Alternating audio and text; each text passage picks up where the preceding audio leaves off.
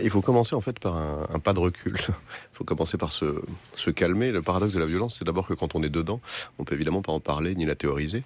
Et qu'à Tabou, hein, disait à l'instant Michel Viviorca. voilà, mais qu'à contrario, quand on la théorise calmement dans une chaire d'université ou le temps d'un essai, on est évidemment loin de sa déflagration. Oui, le travail que j'essaie de faire, c'est un travail de réélaboration conceptuelle modeste du terme de violence pour essayer en fait de la faire passer du statut de l'exception, de l'éclat, de la déflagration, le coup. Si je me mettais à vous donner des gifles, ce serait surprenant, ce serait extraordinaire, au statut en fait pérenne, c'est-à-dire pérenne au sens de durable, de constant et d'inscrit dans les institutions, dans les règles, dans les comportements, si bien inscrit qu'elle ne porte précisément plus ce nom, qu'on l'appelle autrement. On peut l'appeler contrainte légale, on peut l'appeler, je ne sais pas moi, comportement buté, de refus. Mais voilà, on psychologise, on naturalise, on légalise, et donc ça n'a plus le sens d'autrefois du mot violence, qui était l'éclat soudain et éphémère. Vous avez remarqué, c'est-à-dire que les grands événements violents jusqu'aux guerres elles-mêmes avaient une fin, en général rapide, heureusement, de même que la rixe de rue, l'engueulade, enfin toutes les formes d'éclat comme ça trouvaient rapidement leur fin. Ce qui m'intéresse ici, c'est de comprendre, ou juste de poser la question, peut-on concevoir une violence sans fin, pérenne, instituée, du coup invisible, non reconnue comme telle, et produisant comme ses conséquences, différentes formes de violence de comportement, de violence psychique, nerveuse, de souffrance en fait. Peut-on le concevoir? Vous le concevez visiblement, puisque c'est aussi la thèse de cet ouvrage, Le déchaînement du monde, logique nouvelle de la violence, François Cusset. Dans cet ouvrage, il y a aussi un côté un peu balai-masque, avec l'intention pour vous de montrer les nouveaux visages de cette violence. Par quel mécanisme? Est-ce qu'on peut faire un petit retour historique? La violence s'est institutionnalisée au point d'en devenir invisible. Il me semble que le point de départ, c'est ce mot très trompeur de pacification. Certains résument, d'ailleurs certains à gauche comme à droite, résument l'histoire de l'après-deuxième guerre mondiale, non pas aux 30 glorieuses, mais à ce principe de la pacification, qui veut dire deux choses, en fait, une bonne et une mauvaise. Une bonne qui est qu'effectivement, l'ensemble des institutions et des sociétés, et des comportements sociaux sont orientés vers un but, ne plus reproduire les conditions d'une guerre possible. On est après la deuxième guerre mondiale. Quant à le mauvais aspect de tout ça, c'est l'aspect policier, répressif, et même, je dirais, la disqualification définitive, morale, politique, à tous les étages, de la notion même de violence, qui pose un problème. Non pas que je sois un romantique qui aime la violence, aucunement, mais simplement, je pense qu'un enfant comprendrait que la violence est inhérente au fait de vivre, et qu'à force de la disqualifier et de voir tout comportement effectivement extraordinaire ou ne respectant pas les règles comme violent, on oublie simplement le fait qu'elle est irréductible, qu'il y a une part de violence qui est irréductible. En tout cas, on a eu plusieurs décennies, le processus est très graduel, de désarmement, moi c'est comme ça que j'appelle ça. Les mouvements sociaux et politiques radicaux des années 60-70 ont désarmé les uns après les autres. Alors ils n'ont pas tous retourné leur veste, certains oui, mais en tout cas ils sont désarmés, et ils ont surtout pointé ces armes qu'ils avaient jetées au pied de leur vainqueur en disant: il ne faut plus faire ça, il ne faut plus prendre ces armes un peu métaphoriques, un peu symboliques, ou armes réelles d'ailleurs, mais sous-entendant que le seul horizon politique serait désormais la discussion, la négociation, l'élection, la pétition, toutes ces choses en sion qui ne sont pas violentes. Donc on est les enfants de cette longue histoire, en tout cas pour les sociétés, on va dire, euro-américaines, quoique finalement l'évolution fort différente dans les pays du Sud va aussi dans un sens comparable, c'est-à-dire de tabou et de prohibition du geste violent. Si bien que quand il a lieu chez ceux qui tentent de résister à ce qui leur arrive, on les met sous les verrous, on les condamne moralement, et si bien que la violence que dans ce livre j'appelle systémique ou structurelle, c'est-à-dire celle qui n'est pas celle des coups, mais celle qui est celle des règles, celle des contraintes, n'est plus reconnue comme telle, devient un phénomène naturel, aussi inévitable que la météo, face auquel on est désarmé. Mais pour vous comprendre clairement, François Cusset, est-ce qu'il y a pour vous des bonnes et des mauvaises violences? Alors là, je dirais que je ne laisserai pas parler les psychanalystes. Donc pour ce livre, j'ai quand même lu un peu de psychanalyse, et j'ai été étonné de voir que les psychanalystes sont les seuls à parler d'un bon usage de la violence. Alors je ne m'aventurerai pas sur ce terrain-là, mais disons que on peut le voir plus politiquement. du moins psychanalytiquement, et voir qu'à travers l'histoire politique moderne, et d'ailleurs l'histoire humaine en général, les grandes avancées, les grandes conquêtes de droit, les progrès, tout simplement, ont été beaucoup plus souvent obtenus non pas par la violence, mais par la pression, la contrainte, la mobilisation populaire, bref, l'action, que par la discussion. Il y a quand même des observateurs, et ils sont nombreux aujourd'hui, voire majoritaires, qui nous expliquent que la violence diminue, qu'elle est en retrait, que nous vivons aujourd'hui une décennie beaucoup plus effectivement pacifiée qu'auparavant.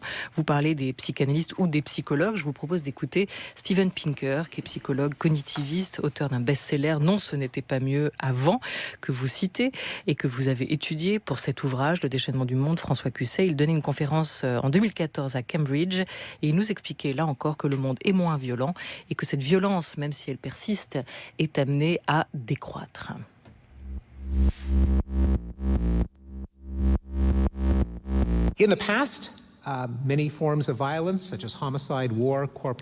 Par le passé, de nombreuses formes de violence, comme les homicides, la guerre, la torture et la peine de mort, la tyrannie, la violence contre les femmes et les enfants, étaient bien plus répandues qu'elles ne le sont maintenant. Aujourd'hui, la nature humaine comporte toujours des processus cérébraux qui provoquent des comportements violents, comme la rage, l'exploitation ou la violence morale, en particulier la domination et la revanche. Mais d'un autre côté, la nature humaine comporte également des processus cérébraux qui peuvent réduire la violence, comme le self-control, l'empathie, les normes comportementales et la raison. La réduction de la violence est le produit de l'ingéniosité humaine, qui stimule le self-control, l'empathie et la normalisation des comportements. La violence, dans le futur, à l'exception des morts causées par les guerres civiles islamiques, continue de décroître. Les chercheurs ont observé ce déclin, et celui-ci devrait se produire dans des domaines tels que le crime, la guerre entre les États, la violence infligée aux femmes, aux enfants et aux minorités. Il sera plus difficile en revanche de réduire la violence liée aux guerres civiles, aux tueries de masse et au terrorisme. Mais malgré tout, je pense que la réduction de la violence future est une possibilité qui est hautement réaliste et qui n'est pas romantique. Cette possibilité n'est pas annulée par la conception la plus pessimiste de la nature humaine. Elle est au contraire confirmée par le déclin réel et irréversible des violences passées. Et cela coïncide avec le progrès de la raison. Voilà, lui aussi ne romantise pas la violence quelque part. Il se dit réaliste, optimiste, opposé à une conception pessimiste de la nature humaine. Or, l'homme émancipé peut faire en sorte de contrôler, de résorber cette violence qu'il est capable lui-même d'appliquer. Vous êtes d'accord avec lui, François Cusset ? Malheureusement non, je m'inscris en faux. J'avoue que j'ai aussi un petit réflexe de méfiance face au terme de nature humaine. Je ne sais pas si vous avez déjà rencontré la nature humaine, moi jamais. D'ailleurs, j'explique bien que ces débats sur la violence sont en général biaisés par des jugements moraux sur le fait que la nature humaine est bonne ou qu'au contraire elle est mauvaise. Mais simplement, les deux sont faux. C'est-à-dire que pour moi n'existe que l'histoire. Et je trouve d'ailleurs un peu curieux qu'un grand psychologue cognitiviste se réfère à cette notion de nature très essentialisante et pas aux notions d'histoire, parce que si on veut expliquer le déclin statistique de la violence, parce que celui dont il parle n'est que statistique, attention, c'est tout l'enjeu de mon livre, il faut faire appel à l'histoire et pas à la nature. Il faut faire appel, par exemple, à l'augmentation des moyens de répression. C'est-à-dire que la baisse de la délinquance dans tous les pays, là aussi, du Nord, s'explique très directement par... Vous voyez, en France, la population carcérale a été multipliée par 3 en 20 ou 30 ans, ce qui a évidemment diminué, de fait, le risque de crime. Mais enfin, on peut dire que c'est un peu démesuré, vu que l'évolution allait dans le même sens. Donc il ne s'agit pas de savoir si l'homme est plus ou moins civilisé qu'autrefois. On pourra en reparler de ce processus de civilisation, mais de comprendre les facteurs externes qui endiguent, limitent, répriment ou au contraire favorisent la violence. Une question d'Antoine Mercier. Oui, alors un petit peu embarrassé parce qu'effectivement on parle d'une violence qui, selon certains, aurait disparu, selon vous, qui n'aurait pas disparu, mais qui ne serait pas vraiment visible. Donc ça pose quand même la question de son identification. Est-ce que vous pouvez nous dire en quoi nous sommes autour de cette table, ou plus largement les auditeurs, l'objet de cette violence qui ne serait pas fondamentalement visible en tant que tel et qui cependant aurait sur nous des conséquences graves que vous décrivez aussi dans le livre. Est-ce que vous pouvez nous donner un petit peu quelques précisions là-dessus? Alors, ce que le livre essaie de faire, c'est vraiment de s'interroger sur les instruments de mesure. Quels sont-ils pour pouvoir effectivement établir qu'il y a ou pas violence? Les instruments statistiques ont leurs limites en soi, surtout que dans le cadre du livre de Pinker, ils sont beaucoup la mort violente, c'est-à-dire la violence qui produit la mort. Donc je commence mon livre en citant cette belle phrase de Simone Weil, la philosophe, qui à la veille de la Deuxième Guerre mondiale dit la violence qui tue, c'est quelque chose de très sommaire, de très grossier. La violence qui ne tue pas encore est tout notre problème. Donc déjà, partons de là, ce qui veut dire que ça va invalider certains des instruments de mesure, parce que la violence qui ne tue pas encore, va-t-elle tuer ou pas? La pression que ce danger, cet horizon de mort exerce sur nous est une pression psychique, une peur, une angoisse, une panique, n'est pas mesurable. Voilà. Donc moi, c'est de ça que je pars, et j'essaie de tracer, vraiment j'esquisse, tout ça est à prolonger, à continuer, des liens, des pistes, des circulations entre violence physique et violence psychique, par exemple. On peut prendre aujourd'hui le cas très banal de tous ceux qui ressentent un déficit de reconnaissance, voire même une destruction de leur subjectivité parce que sur leur page Facebook, ils n'ont pas assez de likes, parce que leurs vidéos sont pas assez vues, parce que sur les sites de rencontres, ils ne sont pas les préférés, je ne sais pas moi, tous ceux qui ont un déficit de reconnaissance, qui est quand même le fait des nouvelles technologies. Ce qui m'intéresse, c'est de savoir qu'est-ce que cette violence rentrée, cette frustration immense qu'ils en ressentent, puisqu'on leur avait promis la notoriété et la joie en ligne, que vont-ils en faire et où va-t-elle s'écouler? Alors, est-ce qu'il s'agira d'aller harceler les plus faibles qu'eux? Est-ce qu'il s'agira de s'énerver contre ses proches? Est-ce qu'il s'agira de laisser s'accumuler en soi un grief qui pourra exploser ailleurs? Est-ce qu'il s'agira justement de surconsommer des images violentes pour en quelque sorte mettre à l'extérieur cette violence rentrée, Mais ça, c'est ce que nous disait Aristote, mais je crains que ça ne marche plus. Mais sur cet exemple, vous considérez qu'il y a aussi des auteurs de cette violence, qu'il y a une main invisible qui guide cette violence, cette cyber-violence aujourd'hui et cette absence de reconnaissance? Autrement dit, à qui ça profite? Alors, sur la question des nouvelles technologies, je veux surtout pas faire le technophobe, ce serait un peu ringard et surtout idiot. Simplement, il va de soi qu'on aurait pu faire un autre usage de la révolution numérique, et que, en tout cas, dans une deuxième phase, parce que dans une première phase, on s'en souvient pas, mais elle allait dans le bon sens, il me semble, sauf qu'elle avait des moyens un peu rudimentaires. À partir des années 2000, elle est au service, ce qu'on appelle aujourd'hui les GAFAM, enfin, de grandes puissances économiques du net, et avec la tentative de rendre profitable un système qui, effectivement, contourne le profit. Vous avez remarqué, on peut faire du troc, on peut faire plein de choses non payantes en ligne. Donc la réappropriation de la révolution numérique par ces grands acteurs économiques et boursiers a quand même changé la donne et pour moi a fait une priorité de toutes ces joutes symboliques. C'est-à-dire, en fait, c'est un lieu de ring, il y a plein de rings symboliques, en général assez innocents, assez bénins, sympathiques, sur lesquels on se compare, nos vidéos, nos vies, nos existences, nos photos de vacances, beaucoup de choses comme ça, mais qui deviennent un prolongement bénin, plutôt sympathique et pacifique, pour l'instant, d'une rivalité de principe qui est celle du capitalisme avancé, qui est celle des gens qui souhaitent être embauchés au même poste, qui est celle des entreprises en concurrence, qui est celle des consommateurs qui le sont aussi. Donc on aurait pu en faire un autre usage, mais c'est dans ce sens-là que ça va. Mais vous qui n'êtes pas sur Facebook, j'imagine, non, vous la ressentez, cette violence aussi, personnellement, par exemple? Je la ressens parce que j'étudie, je suis le phénomène, parce que mes proches y sont. Et attention... Est-ce qu'il y a une pression aussi du temps, de l'urgence? Je ne sais pas, est-ce que ça fait partie de ce que vous décrivez? Non, mais peut-être que, en fait, on s'égare. C'est-à-dire que peut-être que le problème qu'on a là, dans cette discussion, c'est que la place des réseaux sociaux, moi, dans mon raisonnement, c'est pas du tout un moteur de violence, c'est pas une scène de violence, quoique ça peut l'être aussi, c'est plutôt une conséquence, un succédané, lointain, d'une modification de la configuration des rapports de force.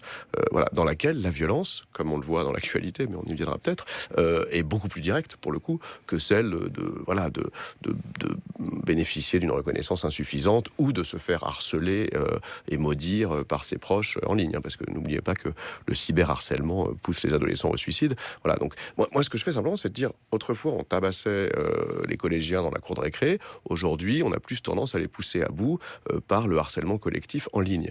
Donc il ne s'agit pas de dire la violence a reculé ou augmenté, il s'agit d'en comprendre les nouveaux supports, les nouvelles techniques, les nouvelles logiques. Bon, alors parlons d'un exemple que vous connaissez bien, puisque vous êtes prof à l'université à Nanterre, à Paris, près de Paris. Parlons aussi de ce qui se passe en ce moment dans l'actualité. Il reste un peu moins d'une quinzaine d'universités universités aujourd'hui en France qui sont partiellement ou totalement bloquées par la contestation contre la réforme menée par le gouvernement sur l'accès à l'université. Est-ce que là, on peut distinguer, pour essayer de visualiser aussi le propos de votre livre, entre une violence qu'on pourrait qualifier de visible, c'est-à-dire l'usage de la force pour cet usage de la force employé pour expulser les étudiants qui bloquent la fac, et une violence qui serait moins visible, plus invisible, celle de la sélection, tel un lapsus de manager, écrivez-vous dans une tribune au Monde, qui révèle le monde tel qu'il va entre évaluation et contrôle. Est-ce que là, on a ces deux formes de violence aussi qui nous parlent de notre époque? Je dirais même qu'on en a trois. C'est-à-dire qu'on a effectivement la violence systémique, qui est celle de modifications réglementaires de la loi, qui font que voilà, il faudra désormais des attendus, des critères, une sélection à l'entrée, et puis que, bon, attention, cette réforme s'inscrit dans une évolution et un paysage beaucoup plus large. Elle n'est pas en soi le problème. Il y a plusieurs décennies d'évolution de l'éducation supérieure dans ce sens-là, donc ça n'est pas l'unique problème. Mais voilà, on peut prendre pour exemple, si on vraiment veut être dans l'actualité, celui du chômeur qui se trouverait dans une petite ville de province et devrait, parce qu'il va y avoir aussi une réforme de Pôle emploi, accepter un emploi sous-qualifié sans quoi il serait radié, et il ne pourrait pas y aller puisque les petites lignes locales risquent d'être supprimées avec l'évolution de la SNCF vers la concurrence. Donc ça, c'est systémique, c'est-à-dire que c'est dans les règles, il n'y peut rien, il ne peut que s'en mordre les doigts, mais voilà, il n'y peut rien. Je dis qu'il y en a deux en face, parce qu'en face, il me semble qu'il y a la violence que les pouvoirs, président d'université, ministère de l'enseignement supérieur ou même pouvoir médiatique, prétendent être présentes sur les campus, empêcher les étudiants d'aller passer leurs partiels, être des éléments extérieurs, dangereux, cagoulés, tout en noir, voilà. Et au titre de ce danger-là, sous prétexte de ce danger-là, la violence que du coup, légitimement, la police peut exercer en les évacuant et en réprimant le mouvement avant même qu'il ait eu lieu. Et ça, voilà, ce qui m'intéresse, c'est que ça, c'est un vieux procès, ça, c'est pas nouveau. Ça, c'est très ancien. Je veux dire, l'histoire politique n'est faite que de ça. D'opérations de répression qui prennent pour prétexte une violence sur le point d'être commise ou en train de s'ébranler, de s'ébrouer pour la tuer dans l'œuf et l'empêcher de se déployer. Mais je vous garantie, et là voilà, il ne s'agit absolument pas d'être de gauche ou de droite, gauchiste ou autre, pour avoir fait le tour de quelques campus et avoir pas mal été présent sur le mien, qu'il n'y a pas d'éléments extérieurs, ou que s'il y a des éléments extérieurs, c'est des étudiants d'autres universités, parce qu'il y a des phénomènes de coordination et de solidarité, et que la mobilisation est celle des étudiants. Donc ce vieux gimmick des pouvoirs consistant à dire attention, danger, là on n'est plus dans la discussion, il y a des éléments extérieurs, il faut faire intervenir la cavalerie, me semble toujours le même mensonge et extrêmement dangereux symboliquement, parce que ce qui s'est passé à Nanterre, on va pas y revenir, mais c'est quand même qu'il y a eu une intervention des CRS démesurée et surtout injustifiée, parce qu'il n'y avait pas de danger. Et vous savez qu'en 50 ans d'existence de cette université, il n'était jamais intervenu sur le campus, alors qu'en mai 68, après tout, il y aurait eu plus de raisons, si on se souvient bien. Donc c'était clairement un dérapage qui aurait pu être évité, mais dont la logique est toujours la même, c'est-à-dire une violence se prépare, où une violence a lieu, où les étudiants sont divisés, parce que moi c'est ça qui m'intéresse, c'est-à-dire que si vous écoutez les médias actuellement, on ne cesse, j'écoutais ce matin une radio concurrente, qui ne cesse d'interroger des étudiants qui disent « nous on veut passer nos partiels, on nous empêche de le faire ». Évidemment que vous entendrez des étudiants qui disent ça. Simplement, sur le terrain... Mais vous comprenez qu'eux puissent l'éprouver comme une forme de violence aussi ? Ah mais totalement. Mais ce que je dis, c'est que là, il y a mes informations. Sur le terrain, dans la plupart des cas, il y a discussion entre, tous les étudiants, quel que soit leur bord, et les étudiants et les enseignants, qui sont mobilisés aussi, je vous le rappelle, pour faire en sorte que l'éventuel blocage du bâtiment ne desserve personne, qu'une note soit attribuée qui permette d'avoir un diplôme, et que surtout, aucune année ne soit perdue. Donc l'argument consistant à dire on prend en otage les étudiants sages qui veulent travailler est faux. Est faux parce que sur le terrain, il y a discussion. Mais il permet par contre de justifier l'envoi des casquets. Antoine Mercier. Oui, alors sur la logique peut-être de cette violence, parce que dans un petit paragraphe de votre livre, vous tracez un peu une théorisation de cette logique néolibérale, parce qu'il faut quand même voir dans quelle mesure ce que vous nous dites sur la transformation de la nature de la violence dans la société est lié ou pas à une vision, une visée politique, en tout cas une vision sociétale. Vous dites la logique néolibérale exerce en somme à même le temps de chaque vie, une triple violence. Donc il y a une violence sur nous, par la contrainte des structures et l'arbitraire des pouvoirs, une violence entre nous par la rivalité de principes entre les sujets économiques et une violence en nous par les ravages psychiques encore mal connus et maltraités de l'enfer invisible du travail. Donc là, il y a un point commun à tout ça quand même qui permet d'éclairer un peu l'ensemble de votre thèse. C'est cette logique néolibérale. Peut-être il faut en dire un mot et comment elle fonctionne et comment elle a intérêt à ce que cette forme de violence prenne la forme qu'elle prend. Alors, effectivement, j'essaye de surtout pas en faire une cause, parce qu'il n'y a pas de cause ni de cause unique, mais de renvoyer les violences dans leur diversité, celle de la guerre, celle des luttes intercommunautaires, celle du terrorisme, celle psychique au travail, à un cadre économique plus qu'à une cause économique, qui est le fait que le néolibéralisme occupe tout le terrain désormais, qui s'est imposé à la fin du XXe siècle comme une forme radicalisée du capitalisme, où il n'y a plus vraiment de compensation, d'état social, de modération, mais où ce sont des actionnaires invisibles et d'ailleurs dispersés qui décident de mettre les objectifs de rendement, de productivité, de croissance et de vente toujours plus haut, produisant cette panique, cette frustration et d'ailleurs ce chômage chronique. Donc il y a un dispositif qui est d'ordre psychique et nerveux, mais qui peut tuer très directement. Donc il ne faut surtout pas faire du néolibéralisme, comme ferait un marxiste dogmatique, une cause unique, puisqu'effectivement, on ne voit pas comment elle expliquerait l'explosion terroriste ou des guerres civiles lointaines. En revanche, elle est un cadre extérieur qui s'en accommode. Parce qu'après tout, il y a des ressources naturelles. Après tout, on se rend compte, depuis quelques années, décennies, qu'on peut très bien commercer, se développer, avoir des taux de croissance à 2 chiffres dans des zones du monde en guerre. Je cite ces rapports incroyables qui vous montrent que dans cette époque de grand développement économique de l'Afrique, avec des taux de croissance impressionnants, les pays d'Afrique qui croissent le plus vite sont ceux où l'instabilité politique est la plus grande, voire ceux qui sont directement en guerre, Sud-Soudan ou quelques régions d'Afrique australe. Donc voilà, ça c'est nouveau et ça veut dire que le roi est nu, c'est-à-dire que ce qu'on nous a raconté à la fin du XXe siècle, quand le mur de Berlin est tombé, qui est que, bonne nouvelle, l'économie de marché était la meilleure amie de la démocratie et réciproquement, hélas, alors je ne sais pas si c'était un vœu pieux ou un mensonge, mais ça s'avère être faux, puisque manifestement, la démocratie est tout à fait optionnelle. Mais ça veut dire aussi que cette violence, elle n'est pas simplement, elle n'est pas que destructrice, elle est aussi créatrice à sa manière, sinon tous ces systèmes se seraient effondrés.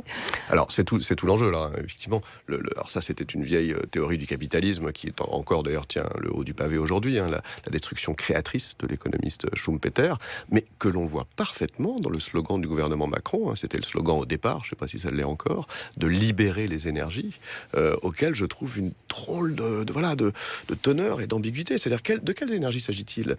Et on voit bien que l'incitation à entreprendre, qui est aussi l'incitation à se déployer pleinement, l'incitation à repousser toutes les barrières, qui est aussi l'incitation à jouir, à en vouloir toujours plus et à pouvoir devenir tout, en fait, c'est ce que nous promet les réseaux. Cette incitation-là, je suis désolé, elle n'est ni pacificatrice, ni civilisatrice, ni apaisante. Elle est par contre individualisante, parce que chacun est sur les starting blocks, en concurrence les uns avec les autres. Il y a pour moi comme un lapsus dans ce curieux slogan de ce nouveau gouvernement, qui est qu'effectivement, il ne s'agira plus de politique, il ne s'agira plus de biens communs, il ne s'agira plus de rapports sociaux, il s'agira que chacun pousse le plus loin possible ses propres ressources. Alors, sans vouloir faire du marxisme, puisque vous le récusez, mais tout de même, cette individualisation que vous décrivez à l'instant, est-ce que c'est pas aussi une forme de source de cette nouvelle violence par rapport à quelque chose de plus qui existait peut-être précédemment, qui faisait un lien qui permettait de la gérer véritablement, positivement. Complètement. Moi, je pense que l'aspect de destitution de toutes les instances collectives explique très directement les violences, par exemple, prenez en entreprise, lorsque des cas individuels de panique, de burn-out ou simplement de tension interne entre les employés pouvaient être gérés par un collectif dont ces employés faisaient partie, donc ils se sentaient sujets eux-mêmes de la résolution de leurs propres conflits. C'est ça l'autogestion collective de la violence. Ça marchait à peu près, pas à chaque coup, mais à peu près. Mais lorsqu'il n'y a plus ces instances collectives, et lorsque le traitement n'est qu'individuel, c'est-à-dire qu'on va voir un psychologue, qu'on essaye de mettre son patron dans le coup pour qu'il vous défende contre le concurrent, ou qu'au contraire on se venge en traitant d'autant plus mal le subalterne, puisqu'on est tous dans une structure hiérarchique, il est clair que la violence ressentie ponctuellement, produit une violence plus grande au lieu d'être apaisée par des instances collectives. Donc oui, absolument, l'individualisation de tout favorise cette circulation de la violence. François Cusset est notre invité jusqu'à 13h30 pour le déchaînement du monde, logique nouvelle de la violence, votre nouvel essai qui paraît à la découverte. France Culture. La grande table. Olivia Gesbert. Contre la méthode Macron, vous avez aussi signé aux côtés de Gérard Mordillat, Bernard Stiegler, Robert Guédiguian, François Bégodeau et bien d'autres, l'appel du député France Insoumise François Ruffin à descendre dans la rue le 5 mai contre la démonstration d'autorité faite face aux revendications brassant l'ensemble des réformes. Une fois encore, réforme d'ailleurs, vous n'aimez pas ce mot, ordonnance SNCF, qualifiée de projet de démolition qui s'en prend à notre modèle social dans son ensemble. On sent que l'époque est à la violence. Sous votre plume, François Cusset, une violence diffuse, fragmentée, à laquelle on a bien du mal à comprendre par contre comment répondre. Quelle réaction avoir quand la violence est à ce point-là intériorisée par les citoyens ? Ça dépend d'où on est, où on est placé, mais il va de soi que si on en est la cible, j'aime pas le mot victime, parce que justement il y a toute une logique de victimisation, mais si on en est la cible structurelle, systémique, c'est-à-dire une catégorie sociale qu'on sacrifie, un métier dont on n'a plus besoin, ou, allez, prenons vraiment au hasard, des gens qui occupent des terres et les cultivent depuis 4-5 ans au nord de Nantes, à Notre-Dame-des-Landes, il va de soi que face à la violence répressive ou à celle des règles qui disent non, vous pouvez pas continuer parce que c'est illégal, on se mobilise, et on se mobilise évidemment pas uniquement par la discussion, le recours juridique. Donc on répond à la violence par la violence ? Non, ce que j'explique, c'est qu'il faut, c'est ce que je propose à la fin du livre, finalement oublier ce mot, qui est un sale mot, qui est un mot qui nous divise. C'est d'ailleurs le mot du pouvoir, c'est-à-dire que le pouvoir d'État, qu'est-ce que c'est depuis 5 siècles ? C'est celui qui a le monopole légitime de la violence, qui repère les violences et les punit, et puis ça lui permet de mettre dans le même sac toutes les violences, parce que le mot violence veut dire que des gros bras fachos qui tapent des étudiants et des étudiants qui bloquent un amphi sont en fait les mêmes, c'est-à-dire sont aussi violents les uns que les autres. Donc il s'agit de remplacer le mot par, je sais pas lequel, défense active, répertoire varié d'actions. Mais je note simplement que dans les 10-15 dernières années, les mouvements sociaux dans le monde entier, qui s'opposent au système verrouillé actuel, ont plus souvent recours à l'action qu'à effectivement la pétition ou la discussion symbolique, mais laquelle action n'est pas nécessairement violente. Alors c'est en général du blocage, du sabotage, donc violence sur des biens ou sur des technologies, excusez-moi, mais c'est pas comme sur des personnes, ou encore mode de vie alternatif, ce qui est une façon très active de s'opposer, mais en vivant. Voilà, l'alternative ou le renversement. Non, j'ai dire quel succès concret vous pouvez donner à ce genre de mouvement aujourd'hui, alors qu'on a le sentiment que, par ailleurs, l'idéologie que vous dénoncez triomphe quand même partout. Alors, je pense que les succès concrets ne sont pas visibles. C'est-à-dire que il va de soi que les étudiants qui arrêtent leurs études et vont s'installer dans un petit hameau de campagne qu'ils occupent parce qu'il était abandonné et parce que la vie est en fait plus vivable simplement qu'en ville, ils n'ont rien de politique, rien de communiste. Ça ne s'appelle pas faire du lien social non plus. Non, mais ça veut dire... Sociétalement. En tout cas, ils produisent une structure de vie collective qui d'abord autogère l'ensemble des violences dont eux-mêmes peuvent être l'objet ou les sujets, et qui rend leur vie possible, là où on sait tous que la vie en ville pour un étudiant promis au chômage et dans des villes chères n'est effectivement pas simple. Et puis il suffit d'aller voir très loin de chez nous. Faites un voyage au sud du Mexique, vous verrez que les Indiens zapatistes du Chiapas ont effectivement, depuis 23-24 ans maintenant, mis en place un système d'autogouvernement intégral. Je sais bien, c'est pas transposable. C'est des Indiens pauvres, en sandales et qui mangent du maïs. Mais pour autant, ils ont mis en place un système politique extrêmement élaboré, prouvant par là que c'est possible, tout simplement. Alors qu'on nous raconte que ça ne dure pas et que ça met au pouvoir les Staline et les Zhdanov à chaque coup. Et vous diriez que ça explique on avait aussi... Monsieur Chiapas récemment autour de cette table. Jérôme Bachet qui était notre invité à l'occasion de vous remercier dans le livre. Mais on peut expliquer peut-être l'apparition de ces nouvelles... Enfin, la nécessité pour l'État de réduire ces zones un petit peu alternatives, précisément pour qu'il n'y ait pas de développement. Vous diriez ça? Pour qu'il n'y ait pas de contre-modèle? Non, en fait, les deux existent. C'est-à-dire que je pense que l'État, et d'ailleurs les structures étatiques, abandonnent certains quartiers de ville, certains morceaux de région, parce que les services publics n'y ont plus accès, parce que de toute façon, on réduit l'État social, donc on sacrifie. Pas en France, regardez, à Athènes. Pourquoi est-ce que, donc évidemment, avec la cure d'austérité, mais elle, extrêmement violente, dont le peuple grec a été victime, il y a des quartiers d'Athènes où il n'y a plus rien, et où les gens s'organisent. Donc voilà, on fait à manger dans les cantines, justement, il y a une sorte de police communautaire, on va aider les vieux. Donc, il y a d'une part ce phénomène-là, mais lorsque ce phénomène est trop visible, risque d'attirer du monde, et surtout a lieu sur un terrain extrêmement délicat, juridiquement et industriellement, comme celui sur lequel devait se construire cet aéroport de Notre-Dame-des-Landes, alors oui, la loi est appliquée, parce qu'il va de soi que le gouvernement Macron a besoin de montrer à tout le monde, ses amis comme ses ennemis politiques, qu'il applique la loi. Le problème, c'est que les projets de développement et les actions de développement agricole, écologique, existentiel, mis en place depuis 4-5 ans par ces gens, sont détruites lorsqu'on détruit leurs bâtiments, lorsqu'on les repousse, lorsqu'on les met en prison. Quant à faire le distinguo, c'est toujours une affaire de distinguo, c'est toujours les méchants casseurs et les gentils manifestants. Là, ce seraient les méchants radicaux et les gentils légalistes, ceux qui respectent la loi. Je vous assure que sur tous les terrains du monde, ce distinguo est très difficile à faire.